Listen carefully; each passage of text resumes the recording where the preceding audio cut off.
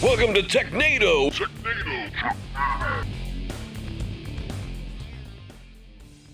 Hey, everybody out there in TV land, welcome to another episode of Techando. I'm your host, Don Pizzette, filling in for Sophie, who's out this week. She's actually over filming another course.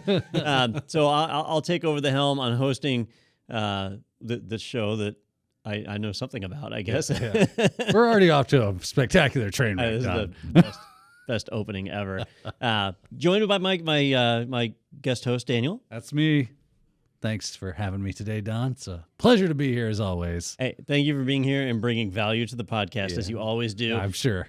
And I also have a special guest in who's, I guess, technically also filling in for Sophie. Is we have Wes Bryan, who's you've been on the show a few times. Absolutely. So this is Technado, the lowered expectations. Yes. So we'll go off on a tangent right here at the very beginning. Yeah. My son will frequently ask me, why did a company do this or a company do that? Why did they make this movie or that movie? And I'll say, do you remember Spaceballs 2? No. You guys have seen the movie Spaceballs 1. Oh, of course. And in there, they announced Spaceballs That's 2. Right. That's right. The search for more cash. The search for more money. That's And right. or the search for more money, that's right. Merchandising. That's right. So this is Technado, the search for more money. That's it. Do we make money off of tech data? No, we really I didn't don't. We think got to we work on did. that part. Yeah. It's like Should really fix that. the South Park Underpants gnomes, right? Step 3, and then step 4 is profit. Yeah, we haven't profit. figured out step 3 yet. That big. Definitely have to think over your mission statement and your business proposition there. There we go. That's what we need. That's it. where we're failing. We don't have a mission We statement. should have a meeting about having a meeting. Technado goes corporate. That's right. Well, we do have a lot to get to today. We're going to follow our normal format and start off with our news segment, but we Wes just got back from attending RSA week before last, right? We did, yeah. Out in California, San Francisco at the Moscone Center. Man, it was absolutely awesome. There was so many people out there. Yep, and San Francisco is such a beautiful city, such an amazing aroma. Yeah. I call it sad and beautiful, all wrapped up in one big package. Yeah. What does that package smell like? So what we're going to do is we're going to talk about tech and cybersecurity news here in the first half of the podcast. In the second half, we're going to get Wes to tell us a little bit about some of the things he saw at RSA and the up-and-coming technology in the cybersecurity world. So it'll be a lot of fun. So let's dive into our tech news. We're going to start off with Microsoft because they have not learned their lesson. Microsoft Edge will soon hijack Outlook and Teams links by default. Microsoft has announced that in a soon-to-be-released version of Microsoft Outlook and Microsoft Teams, when you click on a web link, instead of launching to your default web browser, which would make sense, it will instead launch to Microsoft Edge, no matter what. Does it start with like a landing page of a middle finger? Because that's what it seems like should happen. Yeah. Basically, and then redirect. They've been getting pretty bad about this. I don't know if you guys have experienced it. I know, Daniel, you use a Mac mostly. But you don't want to get me on Microsoft. So it seems like every time they push an update of Edge, it offers to update your settings, like to turn all the telemetry garbage back on. And you have to tell it, no, leave my settings alone. I've probably had to do that 5 or 6 times. And a lot of times it's right after an update. Right. Yeah. So they've integrated all in the update. You're on update patch Tuesday, and then the next thing you know, it says you've been upgraded to the latest stable version of Edge, which is an oxymoron. But and now we get to go through our settings again. Yeah. And if you don't like this, which totally makes sense, if you don't like this, well, the first time it happens, it'll take you to Edge. No matter what, right? No stopping that. It'll take it to Edge, but you'll see a little pop-up that'll say, "Oh, did you want to use the browser that you already picked? If so, click here," and it'll give you the instructions on how to turn this off. It won't turn it off for you. It'll just give you the instructions. So it really is Microsoft giving you the middle finger. I mean, there's no other way to look at this one. So it makes me think of back when we started. Like back in the day, I remember it came down from on high. We're going to remove the games from the Microsoft product through GPO, right? Like, so basically blacklisted Solitaire. Solitaire and free cell and all that stuff, right? And then I was like, well, what am I supposed to do during my day now?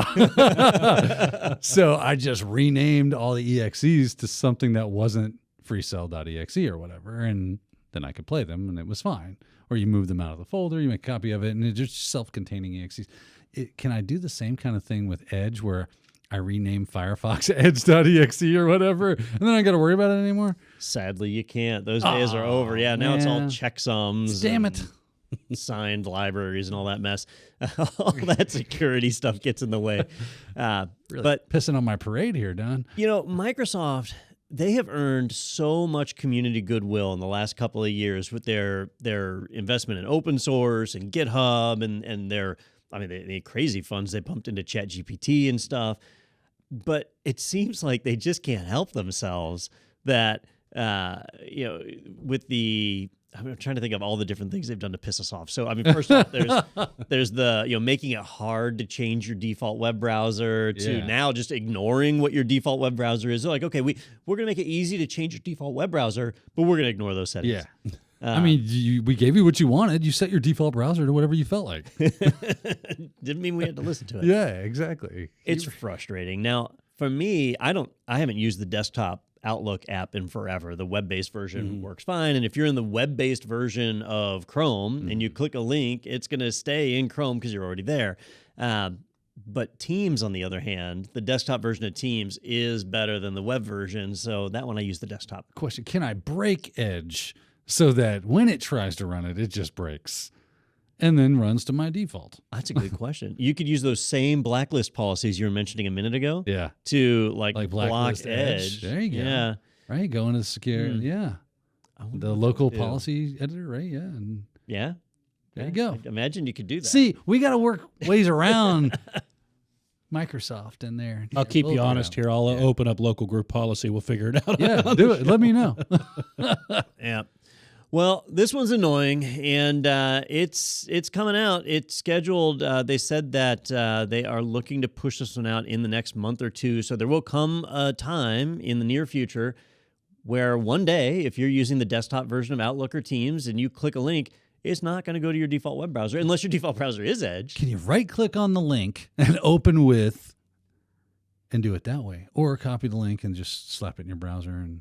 Well, yeah, but I'm just looking for ways around this, Don. This is how my mind works. So at that point, what they want you to do is you click the link, you go to Edge, and then you say you don't want to, right? And then you go back to Outlook, and in Outlook settings, you can tell it no, use this other browser. Okay, but I'm just thinking of when that goes away. Why? Yeah, because apparently that's coming. Why have a default browser option if you're just going to ignore it? If you're going to go app to set anyway? Yeah, it's bullcrap. It's very frustrating. Yeah. Microsoft's been pushing out a few weird things on my phone. I don't think we talked about this because we don't normally talk about phone stuff, but I do actually use Edge on my phone. And they pushed out the Bing ChatGPT thing into the phone. Well, I have like a muscle memory or a pattern that I follow where I see the web page and at the bottom I can quickly pull up my bookmarks. Yeah. Well, they put the Bing thing in place of the bookmarks icon. And so now I've got to go to like a menu and favorites or whatever. I have to do like 3 extra clicks. Oh, that's fun. Because of Bing that I'm not going to use. So they didn't add functionality. They added dysfunctionality. Yeah. Nothing they love better than to kill your workflow. I mean, this is we shouldn't be surprised, honestly, right? Because think about the operating system itself, Office. Every time they release a new something or other, they move everything all over the place. And then you got to relearn where it all is. And then take their tests so that they can give you a new certification on the new platform.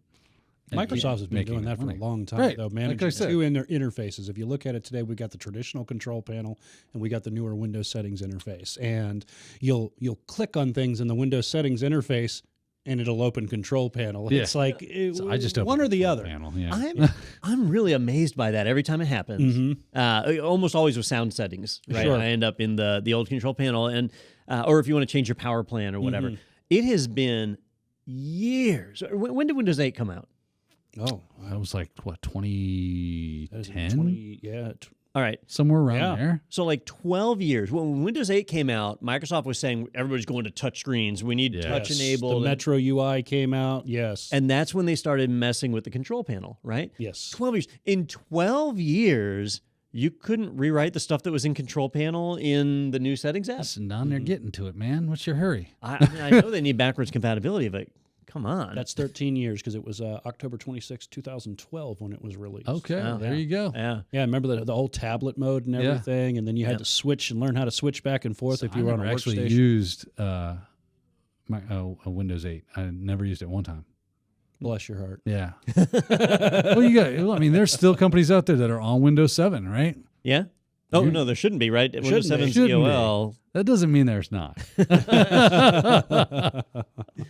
All right. Well, I guess our lesson here, do we have a moral from this? Like Let's do a Microsoft is... Shodan search for Windows 7. Yeah. Why is there 2 million instances of Windows 7 on the internet? Well, I mentioned ChatGPT. I want to visit that again, and we are going to do that in our next segment, which is Who Got Pwned? Looks like you're about to get pwned. Fatality. Yeah! All right, this week's data breach is brought to you by the fine folks at ChatGPT. We have talked about ChatGPT and some of the risks there. We've talked about how hackers have been using it to write malware, which is kind of entertaining. And we've talked about how companies are accidentally loading their intellectual property into ChatGPT and leaking data out. So we've talked about that. But now it's just a straight up traditional breach. Hackers were able to gain access to some ChatGPT systems, allowing them to view the conversation histories for random people they couldn't pick. So it was just like random samplings of conversations, as well as gain access to some payment details for the 5 people like myself that actually pay for ChatGPT. You pay for ChatGPT? I do pay for it. Can I have your login? Well, you get the Chat GPT 4, right? So you get the upgraded. It is latest the and nice greatest. one. That's why I pay for it. But when they say chat history, are we talking about your prompt queries? How you so they're seeing those. So you And come the up with the latest and greatest. They can just export those and use them for themselves. Yeah, and I think I made a joke about this before. Prompt engineer is like a new emerging job. Sure. Like, knowing the right prompt to use with ChatGPT can get you significantly better results. So seeing somebody else's prompts can, one, tell you about that person and what they're doing, compromising their privacy and so on. But two, it can give you techniques that you might not have had access to before to get better results out of ChatGPT. Wow. Sure. And how about the companies that are actually kind of laying over their products over Yeah. AI engines like this? Now they potentially have their information exposed. Right. And the intention here is if they're just using the ChatGPT API and doing calls, then that's their own fault. Like that's that company's fault. They shouldn't have done that. Instead, what you're supposed to do is license the model from ChatGPT or from OpenAI, and then you can train it on your data as well in a proprietary data model that you keep yourself. Okay. Right. That isn't available in the general ChatGPT. So that's the result. Like what you're describing, Wes, is when companies are not using ChatGPT the right way. Okay. But tons of companies are doing it. Okay, yeah. So it's not the fact that they haven't given you some tools; people aren't yet leveraging those models. Yeah. Or if you are Samsung, because I think this did happen to Samsung or Sony, one of the S words. I think it was Samsung, where they started using ChatGPT, or some of their internal employees were doing it, and they were doing it with free accounts. And so whatever you do in a free account, that trains the model. And so you're leaking data out. That's not how that was intended to be used. So, if Samsung is going to use it, they should be buying it, having their own private trained model. But this is where we get into shadow IT. How do you stop your employees from doing stuff like that? You hit them with your car. You could. They will never do that again. I do not condone violence. By the way, we have a job opening.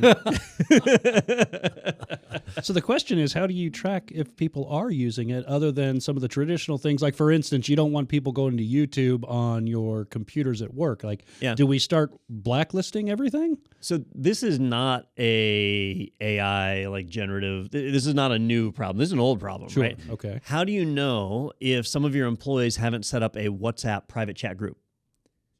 Right? You could have 50 employees that all signed up for WhatsApp, and the IT department doesn't even know about it. And they did it via the web browser, so it's not like you see crazy ports open or anything like that. And now they've got end-to-end encrypted chats, and you have no visibility into it. You have no idea, are they pushing out company secrets? If an employee leaves the company, they still have access to that WhatsApp group. Like, how do you stop that? That's not an easy thing to do. Threats of violence. Yeah. If we know how find Dan out does you're it. doing this, it's going to be bad. Now, from what I understand, the breach itself was through an open source library that they were using to connect to Redis. Is Yes. this correct on this? Yeah, Redis super popular amongst Very. web apps, right? Because if you have to track session data when a user closes their browser and opens it again, This makes it fast. yeah. And or if they open multiple tabs and so on, you got to be able to track that session. Redis does a great job of it, very fast, caches sessions. And there was a bug where if they would interrupt a query at just the right point, that it would actually feed them data from someone else's session. And that's that random part. Like they couldn't pick somebody, but if they could abuse the system enough, they could possibly get data from every session. Which is interesting though, because this is an open source library. This is something that anybody could be using, and people were just I'll say researchers. We'll call them attackers because they did an attack. They found that in that open source library there was a flaw, and they were then able to interface through ChatGPT to gain access into that library and exploit the flaw that way. And according to this article, it says that attacks on open source libraries have increased by 742% since 2019 because of this very reason. We have increased our use of open source libraries, and therefore going, I mean, you're Don. You're part of a large-ish corporation. What's the policy on using open source libraries? So first off, Yeah. for companies, you have to understand the license of that library, because some of them say if you build on top of it, like Right. you've got to release your code too. Oh, right. And so That's there's exactly a right. legal obligation that happens there. So you got to be careful with it. But otherwise, for a corporation, you'd be a fool not to use some of these libraries because they're already made. You didn't have to pay for them, right? But there was an XKCD comic. If you ever look for this one, XKCD. XKCD, it's number 2347, and it's called Dependency. And what it shows is like, it says all modern digital infrastructure, and it shows all these big blocks. And then there's this tiny little block at the bottom supporting the whole thing. It says, a project some random person in Nebraska has been thanklessly maintaining since 2003. And that's how it works, right? Like that person in Nebraska, maybe one day they just say, all right, I'm done. And they walk away. And so now you've got a library that hasn't been updated in years and has vulnerabilities in it. But at a minimum, like huge companies, IBM, Cisco, Microsoft can depend on these libraries. Meanwhile, this person hasn't made a dime off of it. And that's the open source world. That's how it works. Well, wasn't there like a while back we did an article on somebody that was maintaining an open source repo, and they like hosed it or did on purpose. They totally debagged out and like, I'll teach you, make a bunch of money and not spend any my way or whatever the case was. I forget what it was. And that was one where some people were like, he should go to jail for that. And there is an argument there. But from his perspective, he's like, hey, I've been doing this free thing all this time, and F you, buddy. Yeah. Well, there's that. Yeah. Good times on that one. Yeah. So, use open source repos responsibly and with caution. Unless you work for JP Morgan Chase. Because apparently the article also says they're restricting employees' use of ChatGPT. Well, and they should. Yeah. Like, if you're a hospital, if you are, financial, Finance, insurance, sure. Yeah. anybody that deals with PII, like you don't want that data leaking. out. Sure. That's a problem. So I should take down that website. That's what you're saying. Yeah.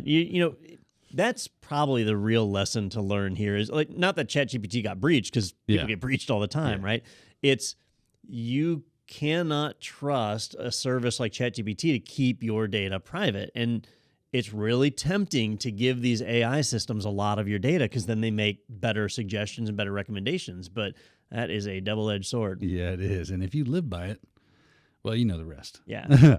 and you have to remember with like GDPR and all that, if you have data on a person from Europe and you feed that into ChatGPT, well, ChatGPT just became a sub-processor for you. Yeah. You just handed data to a sub-processor without the customer's authorization. Didn't Italy like ban the use of ChatGPT for a while, and because For a little they while. were worried about privacy concerns? Yep, just until the bribes came through and then they opened it back up. Oh, the check cleared, so I guess you can come on in. And I don't think I'm held to journalistic standards here, but just to be clear, I do not know for a fact that bribes were handed off. But it sure was odd. They banned it for like 7 days. Yeah. Yeah. And then the guy that banned it started driving around in a brand new Ferrari. They can get those locally. No import tax on that. Yeah, it's a strange world out there, but yeah. So be careful with ChatGPT. All right, let's move on to our final article of this segment, which is a chance for us to revisit something we reported on in the past in Deja News. Deja News.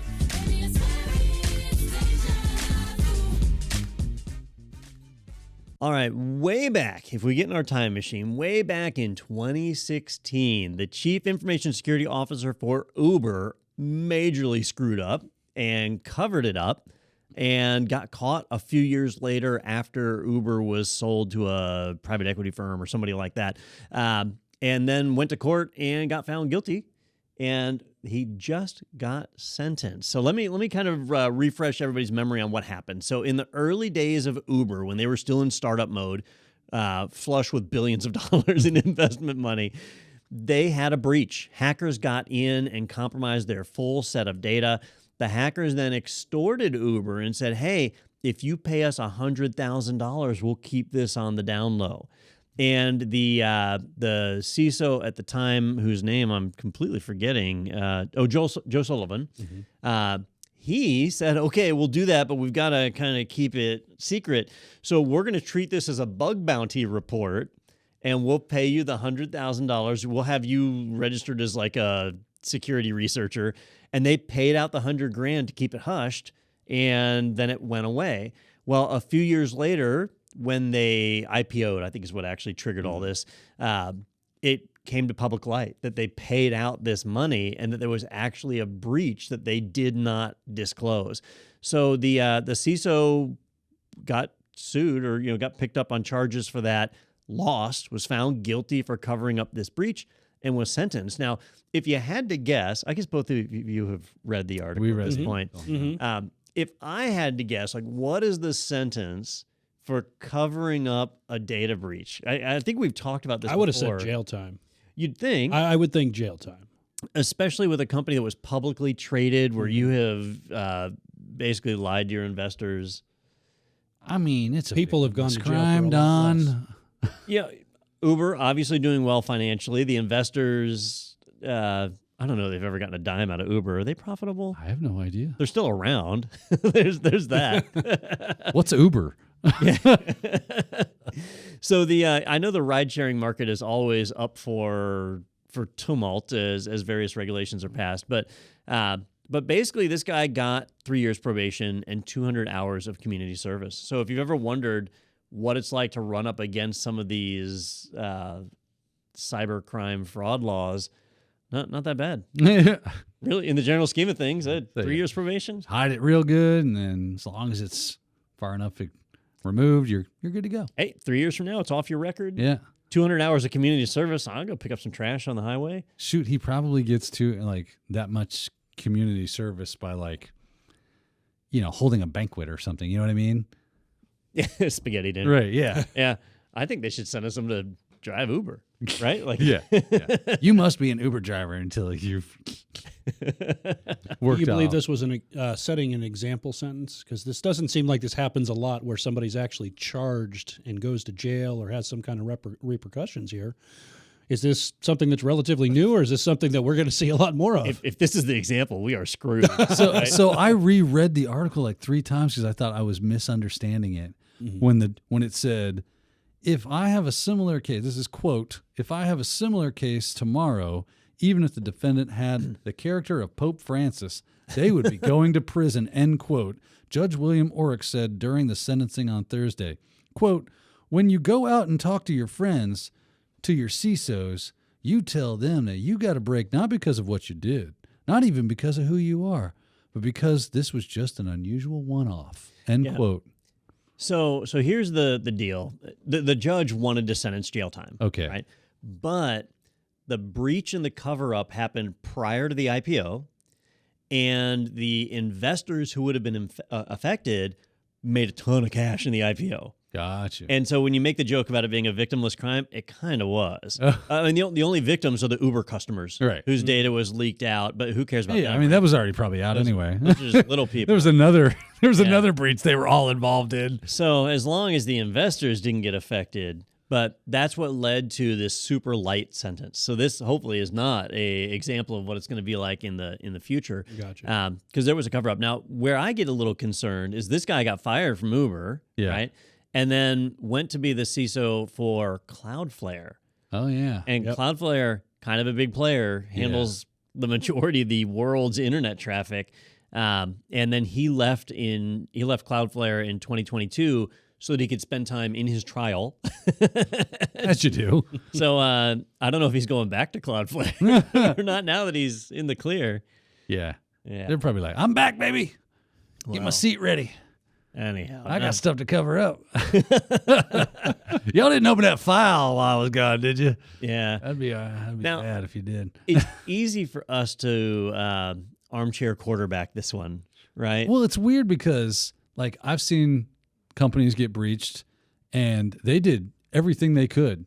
Like even before that, they had, what they thought was proper security, and then, the hacker just found some roundabout way and got in and breached and off they went, and then they went before a judge and the judge was like, you've done wrong. And they're like, we did everything we could. And you're like, jail. And you're like, whoa. How I don't get it. I don't pretend to understand. At a minimum, it seems like this would be pretty easy to apply to ransomware. Yeah. That if you pay the ransomware and don't report the breach, right? That's effectively what they did. Yeah. Right? So could you get 3 years probation and 200 hours for paying a ransom? Now, if there was an actual legal penalty for paying ransoms, that would put an end to ransomware. Oh, yeah. Like if nobody felt safe I paying can't ransom. pay it. Yeah. Yeah. I'm not legally allowed to pay the ransom. I mean, then a lot of cyber insurance companies would be going out of... It's totally punishing the victim, though. Yeah. Right? Like, yes. That's the world we're in on this. Yeah. It's a shame.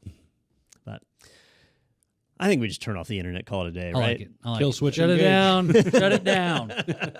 Pull a hammer. And let's go home. All right. Is that plan A or plan B? Where we at on that I tell you what, I miss the old internet, the internet that we grew up on, where it was just random sites of random things. Yeah, blinking text and dancing hamsters. Yes. It was this odd, it was P.T. Barnum at his best, and it was fun. And now it's just like, oh, golly, I hate this thing. Maybe it's time to revisit that Ethernet over avian carrier. Yeah. That's right. A pigeon. Oh, that's cruelty to animals. Yes, that's Can't true. do that anymore. They love it. They love it. Gives them a sense of fulfillment in life. All right, guys. Well, those are the tech news articles that we're going to be covering this week. We're going to take a quick break, but stay tuned because when we get back, we're going to move into what Wes experienced out at RSA, some of the exciting new cybersecurity things that are on the horizons. Stay tuned. We'll be back after a brief message. Tired of trying to schedule your team's time around in-person learning? Isn't it a bummer to spend thousands of dollars on travel for professional development? What if we said you can save money and time and still provide your team with the best training possible? The answer to your woes is live online training from ACI Learning. With live online training, we provide our top in-person courses in private, online, instructor-led formats. You get to provide professional development in a manner that fits today's expectations. Entertaining, convenient, and effective. Our exam-aligned courses inspire the full potential of your team. Visit virtual instructor-led training at ACI Learning for more info. Hey, welcome back, everybody. Thanks for staying tuned, and we are ready to move into the second half of Technado. I managed to keep Daniel and Wes with me here. I'm chained to the floor. I can't anywhere. I don't think we were supposed to tell him that. I don't think we're going to get to eat tonight. Cut that part out. Why do you think we have that curtain on the front of the table there? It's Can't see. we hobbled you like in That's misery. right. Yeah. Don't touch the penguin. I love when James Caan, right? Yeah, James Caan is like, don't please. I'm like, he did it. And then she's like, you gotta learn. That movie is over the top. It is rough. All right. Well, What is the transition from that exactly? Yeah. So Well, let's hobble our way on over to what Wes learned at RSA. all right. Well, Wes is our unofficial roving reporter this year. We sent him out to beautiful San Francisco to attend RSA, where he had a chance to meet and interact with a ton of people. And I asked him to bring back the coolest stuff that he got a chance to see while he was there for those of us who couldn't make the trip. We can live vicariously through Wes. And so he picked out a couple of things. And the first one is about ChatGPT. Obviously, AI and stuff is a really big topic out there. And so what we're going to talk about is ChatGPT and the next generation of machine-based attacks. Wes, what did you learn? Yeah, so this session was great, and I'm sure it's no surprise that there was a lot of talk about ChatGPT. In fact, Dan and I were kind of talking before we started, and I would go past booths and you would see ChatGPT screens open and they were giving some kind of demonstration. But this one was really interesting because what it was focused on is what we hear so many people talk about is that, yeah, it's this great invention, ChatGPT. We can use it, we can utilize it for good things, but then, as we know, it's got a very big scope for misuse. And one of those is, the ability for it to generate malicious code, right? And I'm sure that you've seen that. And some things like, for instance, how you can bypass some of the security controls that are in it by what you ask it to do. Rather than asking it for something malicious, you can maybe restate it as a tool and it would generate that. Or doing things like code obfuscation was another big. You could say, ChatGPT, can you take this code and obfuscate it for me? Or depending on how you manipulated your query there, and it would do that. And one of the things that they were talking about, around code is that you'll see a lot of more code reuse because of that. And it's something that we've got to be aware of. So that was one of the starting things. It was around the ability to generate the malicious code. Interesting. Yeah. I actually saw a meme, I think, today, and it was how all these artists are kind of complaining about the OpenAI platforms like Midjourney and whatnot, and DALL-E 2 that are creating these artistic things, and they're saying, well, they're scouring the internet and they're stealing actual art and then using AI to modify it. So it's just art theft, right? And then so it had like a crying guy of like, ChatGPT stealing my art, and then it got to the coders and was like, it's like, I stole your code. It's like, so did I. Yeah, because that's what coders do. Yeah, I mean, well, if you get outside of code, just art in general, people go to art school, and what do? You look at all sorts of other people's art, and you learn styles and techniques and so on. I don't want to get too far off beat with technology, but there was a whole Marvin Gaye estate lawsuit where I didn't hear about this. Alan Thicke's son, what's his name? Robin Thicke. Yeah. So he did that song. Well, I'm totally screwing this. I was not prepared for this moment. Good story. Good story. White lines stuck in my head, and that's not it. It's blurred lines. Blurred lines, is that it? All right. So the Marvin Gaye estate sued, saying it sounded too similar to Marvin Gaye's music. Gotcha. Not that it copied it, but it sounded similar. It was in the style of Marvin Gaye, and they won that lawsuit. Did they really? Absolutely. Dude, I'll tell you what, copyright law ain't no joke. Yep. So you take that to code, and when you could feed any code, you could steal legit straight up code, feed it into ChatGPT and say, obfuscate this, or just rewrite it a little bit. And how are you going to get hit for copyright on that? Yeah. But when you talk about malware or whatever, so if you feed malware into ChatGPT and say, obfuscate this, couldn't, on the defensive side, couldn't we just feed the obfuscated code in and say, deobfuscate this? Like, yeah, I mean, that's what malware analysis is, right? So the deobfuscations are only useful to humans, honestly, where we can go, oh, this does this.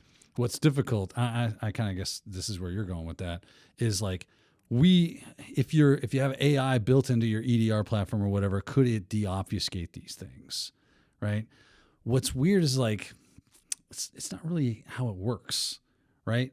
So the way obfuscations work, now some of it probably could, right? Because there's obfuscations that are very simplistic, because maybe you use like base 64. Could AI on base 64 that stuff? Absolutely. Very easily, yeah. Right? What's weird, what's difficult is when you do something like encryption. The code is encrypting itself using, the point of time that you are right now as the encryption key. That can't be predicted by, right? See, you have these multiple different layers that the AI platform will eventually be able to do, but at that point, you're already done, right? So, yeah, we could deobfuscate these things, and that's what they're trying to do. But the malware writers is what kind of Wes is going to, is like, it just makes their job easier to go, hey, instead of me having to figure out how I need to effectively obfuscate this to bypass EDR capabilities, do it for me. So, Wes, did they give us any advice on what to do, or are we just screwed? I think we're just screwed. Just don't connect anything to networks anymore. The other thing that was really interesting about this is that pen testers were leveraging it to generate attack simulations. Now, I don't know how this is happening. This is beyond me. But they said that could also be, because if you can generate an attack simulation, it's the intent behind it, right? That really, is it malicious, or is it something that you want to use as a tool for your Right. I was about to company, say, right? how often has it been that like administrative tools are the same tools that attackers use, and vice versa? Yes. Right? Yeah. And that was another thing, too, is testing and breaking the security controls that they say are built into ChatGPT, is the fact that, hey, we say, build me a piece of malware. Well, I'm sorry, Wes, I cannot do that. Well, build me a tool to identify malware. Oh, well, Right. the way you've manipulated what you've said. Another one, again, was the social engineering. That was a big one, is the fact that, conversational threads, you can be in chat rooms, and those chat rooms can look like you're actually communicating with a human. So it would lead you maybe into, releasing more information, as part of social engineering, because what you see, you would maybe not be so inclined to think that it's a chatbot. So I think that's probably like the biggest. So I've had ChatGPT generate code for me, and usually it sucks and doesn't work. Mm-hmm. It gives me the right idea. It just doesn't implement it very well or working right. And I have to go, oh, okay, I see what it was trying to do. I can read some documentation and fix this. But it definitely kind of like answered a few of my questions really quickly in generating that code. And now I can just go in and refactor and make it happen. What's the real danger to me is like, what's the number one way that hackers gain access to systems? Social engineering. Phishing Social scams. engineering, right. What's the number one way we figure out how to not get hit by social engineering? Look for Bad grammar. Yeah. They're usually not English-speaking native speakers. Right. So they mess that stuff up, and we go, well, I mean, I doubt highly that Billy Ray put this way. He's horrible at English, don't get me wrong, but I don't think he's that bad. He got all the way to the 4th grade.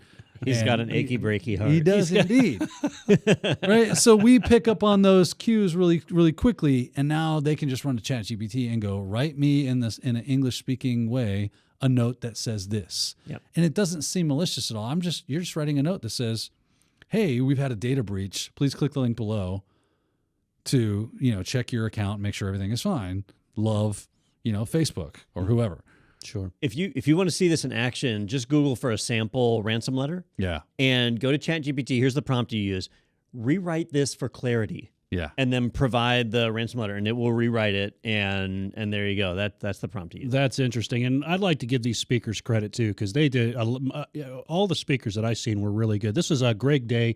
He's VP and Global CISO for Cyber Reason. And then the other gentleman, he was a student at University of Virginia, Mr. Paul Vann. Awesome.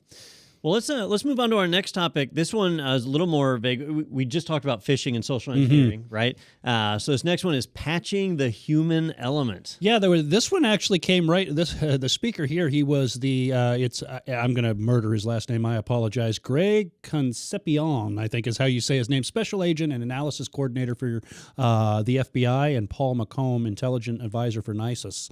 I think I said that right. NISOS. They were talking about how we leverage a lot of the software and the technical aspects of our security, but do we really do our security patching for the human side, right? Them being the largest asset, the largest threat. They started pulling in some of the information from all of these breaches that they had, and a large majority of the incidents that they found were all coming from insiders. So that was all focused around the insider. Didn't have to be intentional, Right. because we know best of intentions, worst of outcomes can happen all the time. So that was part of it.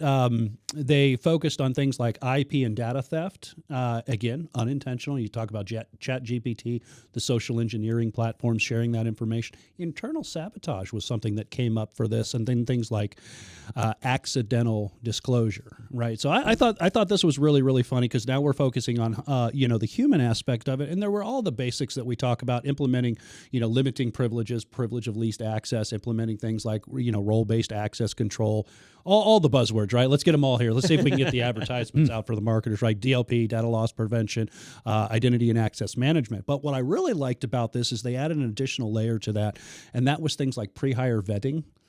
Right, really focusing on the human aspect, setting the expectations or the behavioral expectations for the employee prior to coming onto the company. This is a new one, and you guys probably already know plenty about this. You can help me out. I'd never heard of this, and I don't even know if I'm saying it right. I don't know what the acronym's pronounced, and that's a rarity for me, but it's User Entity and Behavior Analytics. I'm familiar with this. UBA, Yeah. I think. I don't even know how you pronounce it, but anyways, UEBA, using AI and ML to detect anomalies that are essentially against the base deviation, right? So we think of things like, for instance, risky log on, right? Well, you just logged in 5 minutes ago from Gainesville, and now you're logging in from Pakistan. Yeah. Right. I've heard that's called like the impossible log on. Or whatever. Yeah. So, just bringing in and leveraging AI to detect those anomalies. Other things too, which I thought was interesting. And Dan, I know you probably, this is right up your alley, is constant monitoring of social media and dark web monitoring for just to see what the adversary, what's the adversary's view of what they can see in open source intelligence. Yeah. OSINT. Well, right? yeah. I mean, it's the dark web is a fun place to go, and if you've never hung out there before, I don't really recommend a lot of time and effort spent in that area. But a lot of these companies nowadays are offering dark and deep web monitoring for your data. So they have feelers out there on these forums and stuff that are on the dark web that will attempt to search for and find out whether or not do you have. If I was trying to breach into XYZ Corp, anybody out there in this forum got some data from that, some data breach. And if someone raised their hand, they go, that sucks. And they let you know at XYZ Corp, hey, by the way, you've got a problem. And that's what a lot of the vendors out there were talking about. I mean, you put threat in front of anything and they were selling it, right? Threat modeling, threat intelligence, threat analysis, threat hunting, all things that were on there. Here's something that I hadn't heard either: employee sensing session. It's a fancy word for saying we do surveys and we get employee feedback. Terrible. Yeah. I was like, well, that's a marketing gimmick for sure. Yes, Employee yes, sensing session. Listen. And I read into it and I was like, did you just say you hand out surveys? RSA is a giant marketing. Oh, it was too. Yeah, man. Well, I was expecting, oh man, this is amazing. What is? Oh, it's a survey. Right. Yeah. Well, honestly, they come up with all this threat, that. Sure. They got these cool names and everything like that. And ultimately, it's just a bunch of booths going, please buy our AV EDR SOAR SIEM product. Yeah. And a lot of it, that's what it was. And how are you different from the automation other? too. Yeah. Well, how are you different from the other company? Well, we have AI. They said they have AI. Yeah, but we got different AI. It's different. Is it better? I don't know, but it is different. Our AI goes to 11. Yeah. So the one that got me the big buzzword this year was a lot of them. It's not EDR anymore. It's XDR. XDR. Yeah. Oh, wait. I don't know what the X stands for though. It's probably everything. Everything. Is it a variable? Oh, extended detection Extended and it's response. extended. There we go. Okay. But EDR was the big thing for a while. Now it's XDR. Oh, very good. Probably just the same damn thing that Yeah. they changed to XDR. So because EDR can get bypassed like super easy. It's EDR with ChatGPT stuck on it. Yeah. XDR. We asked ChatGPT whether or not this is something bad. So, Don, I know that you've been, a technology officer, and I know that you've done things like, for instance, end I've user done a lot of security things training. that I'm not proud of. Yeah. Well, we're not going to talk about all those things. But Remember that time in Tijuana? there was that time in the Everglades. Yeah. So, one of the her things they hand. say with the defense in depth is that the outer layer is like policies, procedure, and awareness. How hard is it to bring awareness to end users? Like not people that are sitting around the watering hole that Sure. have a mindset, but So the challenge with that is it's not a one-time engagement, right? Sure. So if I train everyone in the company today, so they're all familiar with the information security policy, first off, we're probably going to hire somebody tomorrow that's not trained, right? So you got to keep up with that as you have employee turnover, new people come on board, they've got to be trained. But also, people just don't remember. Yeah. So a month from now, somebody clicks on a link in a phishing email, they didn't catch it, and they clicked it, and now it's an issue, right? And that happens even if they've been trained. And how many employees are really going to go and read our information security policy? I know I didn't. So our policy, which I have absolutely read every single bit, and every time it gets modified, I sign off to approve that modification. So I know every single bit of it. But I mean, it's 100 damn pages. I don't expect everybody on the team to have read that. And that's why we do our end user training, where it's just a 1 hour. I talk to people, explain to them what their obligation is, and that's that. That works. But again, how long does that last? So there's been a long debate in the cybersecurity community of should we be building better, more secure systems so that we don't have to worry about our end users being end users. Now they've got a system that they can be themselves in, and it's so safe they can't mess us up. Or should we be really focusing in, since they are the quote unquote weakest link, focusing on getting them trained, getting them to understand that they have a part to play in cybersecurity, and it doesn't matter what job role they have in our organization, is that they could be the linchpin that causes a data breach. Yeah, let's take technology out for a second. And I'll just give you an example. The U.S. highway, or actually any road system, right? Car accidents happen every single day. Tens of thousands of people die every single year in car accidents. Do we put training in place? Yes. You have to get a driver's license. You do. Right? Do we have... It's a one-time thing. Well, you have to renew, right? Yeah, but you don't take a test. We got to pay some money, though. At least, man, I think we should make them do the test, because there's some sucky drivers out there. I think that if it was possible to create a system that was end-user proof, it would be the automotive system. Like right. Because people are dying like crazy. Ransomware sucks, but you're not dying. It's true. And so I don't think it's possible to build a safe system here. Yeah. I think it's too dangerous. Obviously, it's both, right? I mean, you can only secure your system so much, right? We spend a ton of money on securing systems. I mean, RSA is a huge conference that is built around the idea of here are things that can help you secure your system. And then we also train our users. I think that the problem with end users isn't so much that they can't understand the technology, they can't understand what they can do to help and have real tangible things that they can do to help. It's that they don't give a damn. Yeah. They don't care. Yeah. And that's not like a slight on them. That's not something bad. One of the things you got to do is get the buy-in from them, so they go, yeah, I want to be a part of the solution. I want to help. If you can find a way to overcome that hurdle and get them to invest emotionally and mentally into the security of your system as an employee. So a cultural thing. It's a cultural thing. Yes. This will go the longest way, in my opinion, to helping secure networks on the end user side of things. It's a great point. I mean, do you think the clerk behind the counter at the DMV gives two craps about the cybersecurity posture? No. Nor does he care whether or not you get a license or That's right. Or if it's faster. The government. All right. Yeah. Before we get censured. I'd just like to welcome Agents Brown and Smith to Not saying no fly list, but looking forward to seeing you in the FISA court. Let's jump to our third topic, our last one here that Wes brought back for us, which is hybrid Active Directory attacks. Now, Active Directory attacks were a real hot issue about 4 or 5 years ago at RSA. What's a hybrid attack? What does that mean? So what they're talking about, so this was from Derek Melbour, he's VP of Product Engagement Outreach from Qualmplex, if I'm saying that right, QOMPLX. And one of the things he was talking about is how identity is the new security boundary. And I was really interested in the fact that he said they would talk to a lot of people and say, hey, we don't have Azure AD. We've got Microsoft 365. Oh, and not realize that it was and behind the not, scenes. and not realize that it's back. So Yeah. with identity being the heart of every organization and more companies embracing hybrid infrastructure, it became there's more of a necessity to know more about the Azure Active Directory attacks and some of the ones that probably you guys have seen for years that have been around, right? Implementing things like privilege access management and multi-factor authentication.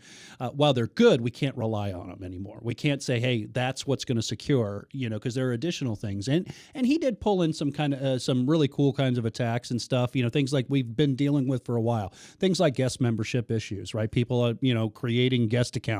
This is one I didn't hear about. I don't know if we want to get into any of the specifics, but privileged SID history, right? The fact that when you have a merger and acquisition of two different Active Directory domains, you can have potential for privileged SID history to be able to be scraped and then used against the system as well. But the biggest thing I thought, this is back to the Azure part that you were talking about in the hybrid, is I've used the Azure AD Connect tool to synchronize on-prem just in demonstrations for some of the courses I teach. It creates the two highest privileges accounts in Active Directory, on-prem and in Azure. It would have to, right? In order to synchronize it. Yeah, absolutely. So if somebody compromised that account, they could take the entire password hash file and dump it out to the privileged accounts in Active Directory and Azure Active Directory. It's a login. It's seen as a user. It's pretty heavily secured, though, isn't it? Doesn't it rotate its password every 6 hours or something ridiculous like that? It might, but what he was saying is that they're trying to move away from Azure AD Connect now, and they've got a technology called AD Cloud Sync. And what it does is something of the same, but it doesn't create these privileged accounts. And there were some other ones that were in there as well too. But that was the big thing that I really took away from that, is the fact that companies might not even be aware that they're using Azure Active Directory because it's not in their mindset too. So being aware of, as we see more and more companies embracing these type of deployments, it's going to be important to be aware of some of those threats that we see inside of Azure Active Directory. Yeah, I'm a little skeptical on this one. Anytime you have two systems you have to synchronize, obviously your synchronization account is going to be a high privilege, sure, and a high value target. Yeah, right. I don't view that as like an AD issue. So subbing in whatever their product is to sync, that just becomes the new target, right? We're just kind of shifting so you're the just trading target. hats. Yeah, just move the goalpost, right? But they're absolutely right that when you engage with a cloud company for anything, you don't necessarily know all the stuff that's going on behind the scenes. And Azure AD is just a great example. You sign up for that Office 365 account, and it's so simple to get that stuff going. Or my favorite is you start leveraging Teams, and you go, oh, hey, in Teams, I can create a tab that's a wiki, not realizing that behind the scenes, there's a whole freaking SharePoint site that's powering that, and all the cumbersome infrastructure that goes along with that. Like your attack surface just increased exponentially. By an order of magnitude, just by creating that one wiki tab. And that's stuff that people do without even thinking about it. Wow. Yeah. Well, it just tells you we need vulnerability management, right? And then stuff you got to do. It's not something you can just be like, yeah, if we got to it and we get time, we'll make that happen. You have to be checking your assets, checking for vulnerabilities, seeing where they lie, do your pen tests, all the stuff. Checking the assets, that's something where I've yet to find a good solution that for asset management. Yeah, so like at our day job, we use AWS for a lot of our infrastructure. So when customers log in, employees log in, it's almost all through AWS. Well, if somebody accidentally spun up an instance in some crazy Southeast Asia region of AWS, we don't necessarily get an alert about that. Like when a new service is added or spun up inside of that account, it's in the API logs. We can see that it happened if we go and look for it. But it's hard for us to get a good vision of when stuff like that changes. And we do asset management when you talk about like buying laptops, buying servers, physical things. But when you get into the virtual infrastructure, it's easy to grow your attack surface and not even know it. That's a hard thing to monitor. I've yet to see a good product that just did a good job of doing that. Yeah. Like, what's your favorite one right now? I don't have one. You don't have one? Oh, No, I mean, serious. they like, all suck. but, you talk about high privilege accounts. So, you don't want to give it like full admin access to your entire environment to scan and look for things. So you have to do read-only admin type things or whatever. And it still gets limited. And you can deploy things in so many weird ways now. That's true. Ways where, like, if you do an AWS Lambda function, Yep. there is a server back there somewhere that's running that Lambda function, but it's not yours. It's Amazon's. You can't even see the server, but it's there. So you have to scan not for servers, but for Lambda functions. There's just so much complexity. I don't know that it's possible to have a good... Wait a minute. I bet ChatGPT could do it. I see what you did there. Yeah, I think it's really hard to make a good tool that handles this. So highlighting the really big, impactful ones like AD, right? That makes a lot of sense. But there's probably other ones that are out there that it's a losing game. It's intimidating being involved in cybersecurity. Don, this is why it's really hard Yeah. to keep those data breaches from your doorstep. Yep. That's why we have news every single week. That's right. Somebody told me the other day, was like, man, I would think that you would come to the end of these things that you guys talk about. And I'm like, we have to curate. We have to cull the herd. There's so many things we could report on. Like, we just have to find the ones we find most interesting. Yeah, this week's pool, I think, was like 24 articles that we pared down to 3. Yeah. And I know you guys aren't kidding because I've seen the articles just steadily my go in there. newsfeed, Oh, yeah. absolutely. Yeah. Yeah, that's the value we create. That's the only value we create at Techando is because my personal news feed is hundreds of articles, and then I pare that down to 20 to 30, which we then pare down to the final 6 that usually make it in an episode. We got to cheat this week because Wes was here. And Wes, thank you for joining us this week. Yeah, there and were sharing so all this. many. I've got like 10 or 15 other ones that, these were just some of the ones that I really liked.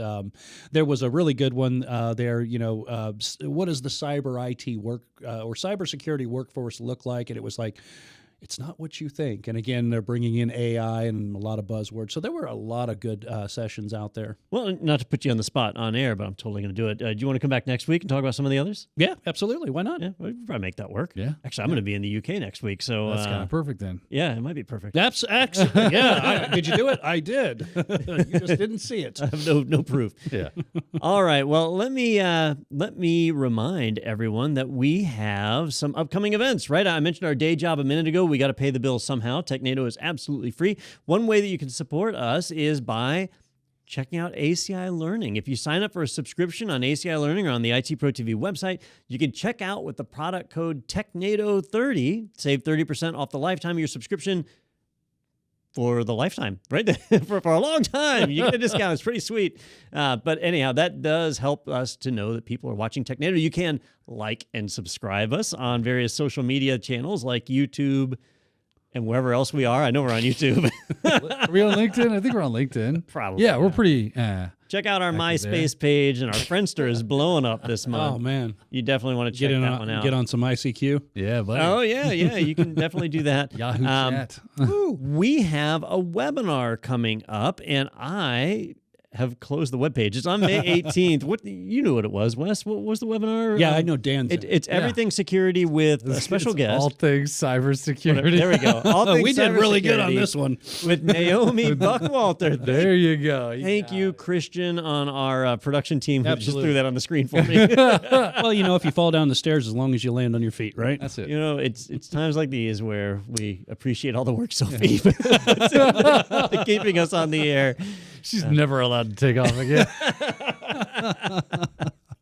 Like they could do without us any day of the week, but she is the key. Well, also, I would encourage you, our listeners out there, if there's a news article you hear about that you think we need to cover, even an old one that you just want to hear more about, shoot it over to us. If you go to technado.com or my favorite, techna.do, that you can do a listener message right there. You can shoot us a message. We'll get it and possibly report on it on air. If we do that, we'll send you some swag. Sweet Technado shirt. Not too bad. I don't even have a Technado shirt. I do. Or maybe I do. Yeah, you've got I one. don't know. We'll I've got see. one. But yeah, so you can do that. It's cool. It's there. It's on the site. I got stopped at Hackspace Con because I think it was either Technado shirt or I had the IT Pro TV, that big one we give away in the at the giveaways. Okay. And someone was like, "Where'd you get that shirt?" And I was like, I want it.